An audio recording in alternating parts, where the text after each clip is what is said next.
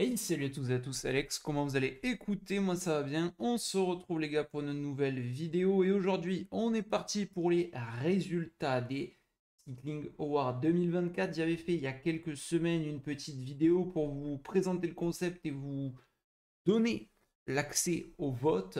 Vous avez pu voter pendant quelques semaines. Aujourd'hui, on va donc analyser ces résultats catégorie par catégorie, 13 catégories au final. Donc, et regarder les vainqueurs dans chaque catégorie. On va commencer avec la première catégorie qui récompensait donc le meilleur jeune coureur de l'année, les moins de 23 ans. Il était 5 nominés. On rappelle les noms: Arnaud Delis, Juan Ayuso, Laurence Pitti, Carlos Rodriguez et Thibaut Nice. Et en vainqueur, vous avez élu Arnaud Delis avec 49% des voix, devant Thibaut Nice, Juan Ayuso, Laurence Pitti et Carlos Rodriguez. Je suis plutôt d'accord avec ce vote. Personnellement, j'hésitais, pareil, entre Thibaut Nice et Arnaud Delis. Euh, Arnaud Delis qui a fait une grosse saison, Thibaut Nice aussi quand même. Donc, franchement, je ne sais pas qui des deux j'aurais voté. Arnaud Delis cette saison, champion de Belgique, il a remporté le Trobo-Léon, le circuit de Wallonie et le Bench. Il a toujours été très bien positionné, donc franchement une belle saison. Il continue de progresser. Hâte de le voir remporter encore de belles courses et peut-être ouvrir son compteur dans un sprint massif sur un grand tour également. Ça serait une belle chose. La deuxième catégorie, c'était la catégorie du vétéran de l'année, les coureurs de plus de 34 ans. Les 5 nominés de très beaux noms aussi, puisqu'on avait Primoz Roglic, Geraint Thomas, Mikel Landa, Michael Matthews et Jan Tratnik. Et là, vous avez élu à l'unanimité Primoz Roglic qui l'emporte avec 67,2% des voix devant Mikel Landa, Michael Matthews, Jan Tratnik et Geraint Thomas avec deux petites voix. Donc voilà un petit peu les résultats. 8 victoires cette saison pour Primoz, la Vuelta, 3 étapes sur la Vuelta, le Critérium du Dauphiné, marqué encore par des chutes, notamment sur le Tour de France. Un début de saison un peu compliqué avec un Paris-Nice assez décevant où il était quand même un des favoris, il finit 10e seulement. Et également l'abandon, le fameux sur le Tour de Catalogne, sur le Tour du Pays Basque, pardon, avec les Evenepoel et Vingegaard. Il a empêché peut-être de faire une meilleure saison, mais ça reste encore une très très grosse saison pour lui, vétéran de l'année. Nouvelle catégorie, la révélation de l'année. Ils étaient 5 encore une fois. Pablo Castrillo, Florian Lipovic, Stephen Williams, Lennart Van Edveld et Giulio Pellizzari. Le vainqueur pour vous, il s'agit de Florian Lipovic, élu avec 43,1% des voix. C'était assez serré avec Pablo Castrillo et Lennart Van Edveld. Pellizzari et Williams arrivent un peu plus loin. Personnellement, j'hésitais également entre les deux premiers, Castrillo, Lipovic. Lipovic qui est peut-être un peu plus sorti du lot, même s'il y avait des victoires d'étape pour Castrillo sur la Vuelta. Troisième du Tour de Romandie pour Lipovic, septième de la Vuelta. La victoire sur le Sibiu Cycling Tour. Une très grosse saison en tant qu'équipier. Il s'est révélé, on était vraiment costaud aussi sur le Romandie. Très intéressant ce coureur allemand qui sera encore à suivre l'année prochaine pour l'équipe Bora. La nouvelle catégorie, c'est l'étape ou la course de l'année. On avait 5 courses qui étaient référencées. La première étape du Tour de France, les Jeux Olympiques, la course en ligne, la 9e étape de la Vuelta, le Gand-Wevelgem ou le Championnat du Monde. Et vous avez élu, c'était très serré, peut-être la catégorie la plus serrée, la victoire de Remco sur les JO avec 38,7% des voix devant la victoire de Romain Bardet et ensuite le Tour de France, le championnat du monde, pardon. Donc effectivement, j'ai hésité moi personnellement entre celle-ci et le Tour.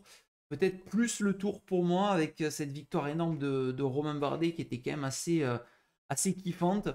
C'était une belle victoire, mais bon, celle de Remco est très belle aussi. 15 km en solo.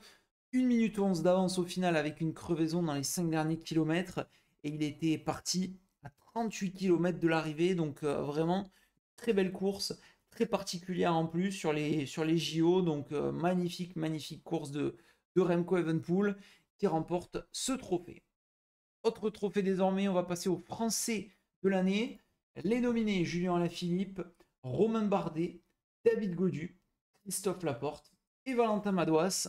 Et là, vous avez élu Romain Bardet à l'unanimité, 57,4% des voix pour Romain Bardet, qui est donc le vainqueur pour vous, le meilleur Français de l'année. Je suis tout à fait d'accord. Valentin Madouas qui arrive en deuxième, on a ensuite serré. David Gaudu, pour moi, qui aurait pu être un peu plus haut. Il a fait une. Bon, c'est vrai qu'il a peut-être un peu foiré sa première partie de saison, mais une deuxième partie de saison quand même très solide de David Gaudu. Hâte de le voir aussi en 2025. Romain, ça sera sa dernière, mais bon, il nous a fait une année 2024 de folie. Deuxième sur Liège, neuvième du Giro, la première étape du Tour et le maillot jaune, et dixième du championnat du monde. Donc, franchement, très très grosse saison de notre coureur français. La catégorie second couteau de l'année, c'est une catégorie très intéressante puisque les nominés sont Daniel Martinez, Joao Almeida, Matteo Jorgensen, Mikel Landa et Florian Lipovic. Et le vainqueur dans cette catégorie, c'est Matteo Jorgensen, le coureur de l'équipe Visma Lease Bike qui s'impose largement avec 59,3% des voix devant Joao Almeida, Landa, Lipovic et Martinez. Vainqueur de Paris-Nice 2 à travers la Flandre, deuxième du Dauphiné, huitième du Tour. C'est une énorme saison pour Matteo Jorgensen. C'est encore qui n'a pas sauvé parce qu'ils ont quand même fait une belle saison, hein, la Visma, mais qui a vraiment performé cette saison côté Visma. Et il a tout l'avenir devant lui, forcément, coureur assez jeune. Donc très intéressant. J'aurais mis personnellement également Matteo Jorgensen. Donc pour le moment, c'est plutôt, on va dire, raccord avec ce que j'aurais mis. La catégorie du rouleur de l'année, là aussi, 5 nominés. Filippo Ganna, Stephen Kung, Remco Evenepoel, Tadej Pogacar et Eduardo Affini. Le vainqueur, ça semble assez logique, c'est Remco Evenepoel qui a écrasé la concurrence, 94,1% des voix pour Remco Evenepoel, qui a remporté le contre-la-montre du Tour d'Algarve, le contre-la-montre du Dauphiné, le contre-la-montre sur le Tour de France, c'était le premier chrono, le chrono des JO, le chrono du championnat du monde. Donc vraiment sur les chronos importants, il était au-dessus du lot. Pogacar a été bon aussi, hein, il remporte quelques chronos, c'était logique pour moi qu'il arrive deuxième, Tadej, qui sur les chronos importants, que ce soit sur le Giro, sur le Tour, il a été tout simplement impérial, Tadej. L'équipe de l'année désormais, on avait l'équipe UAE Emirates, l'équipe Decathlon, la Soudal, la Lidl et la Visma Lease Bike. Un petit peu déçu du résultat, c'est l'équipe UAE qui l'emporte avec 60,3% des voix. Certes, c'est mérité, hein, pour l'équipe UAE largement, mais pour la saison incroyable de l'équipe Decathlon, personnellement, j'aurais mis Decathlon, mais ça se tient aussi, hein, UAE, 81 victoires, top 1 UCI, meilleure équipe du Tour, meilleure équipe de la Vuelta, deux grands tours de monuments. Il n'y a pas grand chose à dire et énormément de courses à remporter, que ce soit des classiques, des victoires d'étape. On a vu ce maillot partout, mais mention quand même très spéciale à AG2R qui fait une superbe saison, que ce soit avec Ben O'Connor ou même tous ces autres coureurs qui ont remporté énormément de belles étapes. Donc bravo aussi à notre équipe française Decathlon. La catégorie du sprinter de l'année, les nominés Jonathan Milan, Tim Merlier, Jasper Philipsen, Binyam Girmay et Olaf Koy. Et le vainqueur, c'est Bini Girmay. Très très serré. J'avais dit tout à l'heure, c'était la catégorie peut-être la plus serrée, mais c'est celle-ci, je pense. Girmay, 33,8% des voix. Devant Tim Merlier, 31,4%. Et Jonathan Milan, 28,9%. Jasper Philipsen arrive ensuite et Olaf Koy. 5 victoires pour lui cette année. Maillot vert du Tour et 3 étapes du Tour. Mais pour moi, ce n'est pas le meilleur sprinter de l'année. J'aurais donné la carte sans doute à Tim Merlier. Peut-être même mis Jasper Philipsen un peu plus haut. Mais pour moi, Tim Merlier, même s'il ne fait pas le Tour de France, c'est quand même une très très très grosse saison. Et Jasper Philipsen va chercher 3 victoires sur le Tour aussi. Et il est présent sur le reste de l'année. Et ainsi que Jonathan Milan. Peut-être que le maillot vert du tour permet de donner ce titre à Girmay. Personnellement, je n'aurais pas voté pour Girmay dans cette catégorie. Surprise au but de ce qu'il a fait, mais peut-être pas récompensé du titre de meilleur sprinter pour ma part. Le meilleur grimpeur de l'année désormais, 5 nominés, Remco Evenepoel, Tadej Pogacar, Richie Carapaz, Jonas Vingegaard et Primoz Roglic. Et sans surprise, c'est Tadej Pogacar qui remporte ce trophée. Je vous le mets, il est là, Tadej Pogacar, avec donc 13 victoires en montagne, 11 au sommet, et le maillot bleu du meilleur grimpeur sur le Giro. Il a été au-dessus du lot hein, sur toutes les étapes de montagne cette saison. Il a jamais été battu à la régulière, à part par une échappée, mais sinon à la régulière, il a jamais été battu. L'étape du Lioran, je la compte pas comme une étape de montagne. Donc voilà, mais non, il a été stratosphérique, Tadej Pogacar, pour remporter ce titre. Le Classic Man de l'année désormais, les nominés c'est Jasper Philipsen, c'est Mathieu Van Der Poel, Mark Hirschi, Mats Pedersen et Tadej Pogacar à nouveau. Le vainqueur, Mathieu Van Der Poel, devant Tadej Pogacar, mais victoire assez nette hein, de Mathieu, 66,2% des voix. Forcément, les classiques importantes, le E3 classique, le doublé Tour des Flandres Paris-Roubaix, troisième de Liège-Bastogne-Liège, troisième du championnat du monde, c'est du très solide. Pogacar n'était pas loin aussi. Mark Hirschi était très bon cette saison, franchement. Les coureurs que j'ai cités, peut-être Mats Pedersen était peut-être le moins bon, mais on oublie encore une fois Jasper Philipsen qui, sur les courses d'un jour, hein, il remporte Milan-San Remo, il fait un énorme Paris-Roubaix encore. Donc voilà, tous ces coureurs-là étaient quand même très solides, mais victoire bien méritée pour Mathieu Van Der Poel. Au niveau de la femme de l'année, elles sont 5, Lotte Kopecky, Demi Vollering, Katarzyna Niewiadoma, Elisa Longo Borghini et Lorena Wiebes.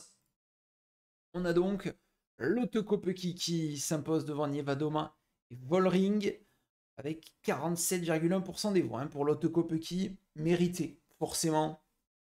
J'aurais mis sans souci Kopecky pour ça, avec donc 16 victoires, un titre de championne du monde, Paris-Roubaix, Strade Bianche, championne du monde du contre-la-montre, UAE Tour, Tour de Romandie, deuxième du Giro, enfin énormissime ce qu'elle est venue réaliser sur cette saison. Franchement, il y a rien à dire, c'est peut-être une des meilleures, une des plus complètes actuellement dans le peloton féminin.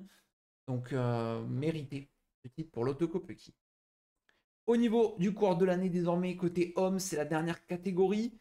Et les 5 représentants sont là. Tadej Pogacar, Mathieu Van Der Poel, Jonas Vingegaard, Remco Evenepoel, Ben O'Connor. Et sans surprise, c'est Tadej Pogacar qui s'impose avec 78,4% des voix. C'est totalement normal. Le meilleur, clairement, cette année, 25 victoires, champion du monde, Giro, Tour de France, Liège-Bastogne-Liège, Tour de Lombardie, Strade Bianche, Grand Prix de Montréal. Et il y a d'autres courses encore qu'il est venu remporter au-dessus du lot. Au-dessus du lot, totalement pour Tadej Pogacar qui remporte donc ce titre. Et donc au niveau des trophées, ça nous fait 3 trophées pour Tadej Pogacar, 2 individuels, un en plus si on compte le titre de meilleure équipe, les 2 pour Remco Evenepoel, meilleur rouleur et la meilleure victoire de l'année, la meilleure étape de l'année. Mathieu Van Der Poel un trophée, tout comme Primoz Roglic, Romain Bardet, Binyam Girmay, Matteo Jorgensen, Florian Lipovitz, Arnaud Delis et Lotte Kopecky. Voilà donc pour les résultats de ces Cycling Awards. J'espère que ça vous a plu, que ce petit concept vous a fait plaisir. N'hésitez pas à me dire ce que vous en avez pensé, à donner peut-être des réactions supplémentaires et si vous voulez peut-être un peu plus de vidéos de ce type. On aura bien évidemment, quand ça sera la période, une vidéo sur les transferts, sur les nouveaux maillots, sur les pronostics pour la saison. Ça arrivera bien évidemment. Moi, d'ici là, je vous dis à la prochaine, les gars. Portez-vous bien. Ciao tout le monde.